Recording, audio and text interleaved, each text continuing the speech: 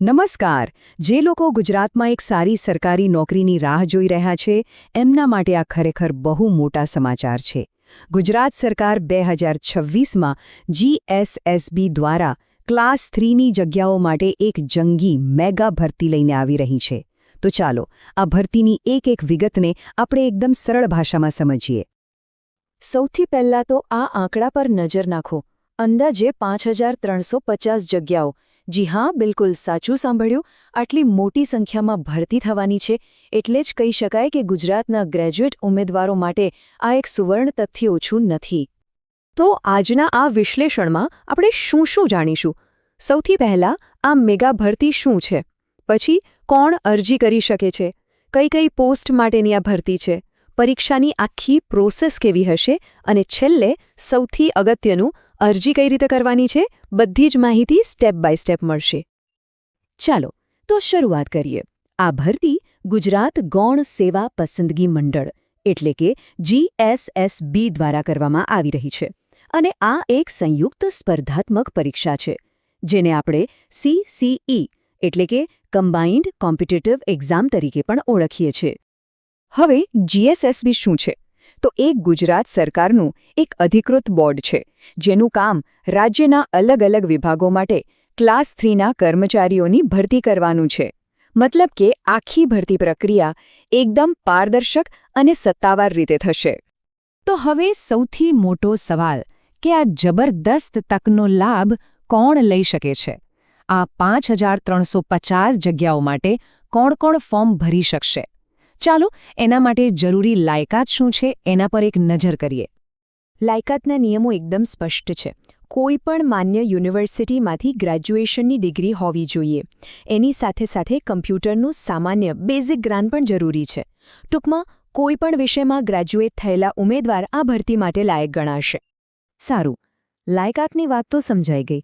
હવે એ જોઈએ કે આ ભરતીમાં કઈ પોસ્ટનો સમાવેશ થાય છે. જે જગ્યાઓ છે એને મુખ્યત્વે 2 ગ્રુપમાં વહેંચવામાં આવી છે.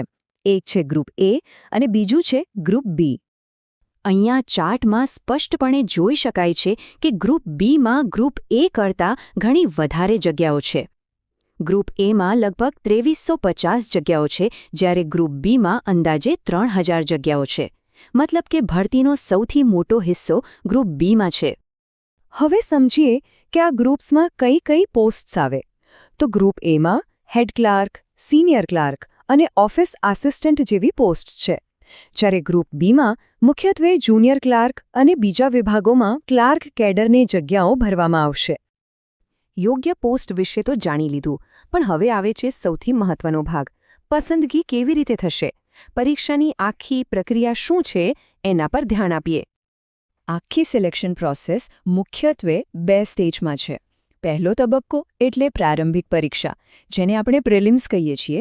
જે લોકો પ્રિલિમ્સ પાસ કરશે એમને બીજા તબક્કા એટલે કે મુખ્ય પરીક્ષા અથવા મેન્સ આપવાનો મોકો મળશે.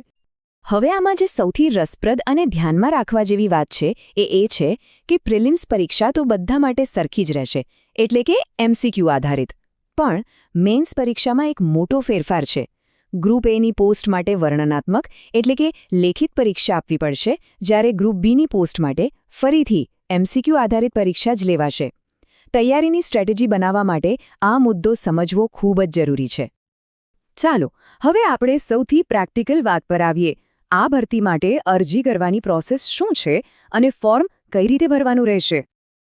આ તારીખો તો કેલેન્ડરમાં અત્યારથી જ નોંધી લેજો. ઓનલાઈન અરજી કરવાની શરૂઆત 5 ફેબ્રુઆરી 2026થી થશે અને 20 ફેબ્રુઆરી 2026 એ છેલ્લી તારીખ છે, એટલે આ સમયગાળામાં જ ફોર્મ ભરી દેવાનું છે.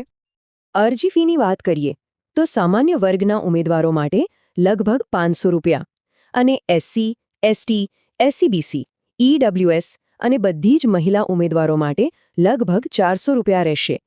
અહીં એ પણ નોંધવું જરૂરી છે કે અમુક કેટેગરીના ઉમેદવારોને પરીક્ષા આપ્યા પછી ફી રિફંડ પણ મળી શકે છે. અરજી કરતા પહેલાં અમુક ડોક્યુમેન્ટ્સ તૈયાર રાખવા જરૂરી છે, જેમ કે આધાર કાર્ડ, નવો પાસપોર્ટ સાઇઝનો ફોટો, સહીનું સ્કેન, ડિગ્રી અથવા માર્કશીટ અને જો અનામત કેટેગરીમાં આવતા હો તો જાતિનું પ્રમાણપત્ર. આ બધું હાથવગું રાખવું. અને આ સૌથી અગત્યની સૂચના, કોઈપણ પ્રકારની છેતરપિંડીથી બચવા માટે અરજી ફક્ત અને ફક્ત GSSBની સત્તાવાર સરકારી વેબસાઇટ પર જ કરવાની છે. બીજી કોઈપણ લિંક કે વેબસાઇટ પર બિલકુલ વિશ્વાસ કરવો નહીં. ટૂંકમાં આ ભરતી ગુજરાતના ગ્રેજ્યુએટ થયેલા ઉમેદવારો માટે સરકારી નોકરી મેળવવાની એક ઐતિહાસિક તક છે. આટલી મોટી સંખ્યામાં ક્લાસ 3ની જગ્યાઓ એકસાથે ભાગ્યે જ બહાર પડતી હોય છે. તો હવે સવાલ એ જ છે કે શું આ સુવર્ણ તકને ઝડપી લેવા અને ભવિષ્યને સુરક્ષિત કરવા માટેની તૈયારી શરૂ કરી દીધી છે? જો નહીં, તો આજથી જ લાગી જાઓ.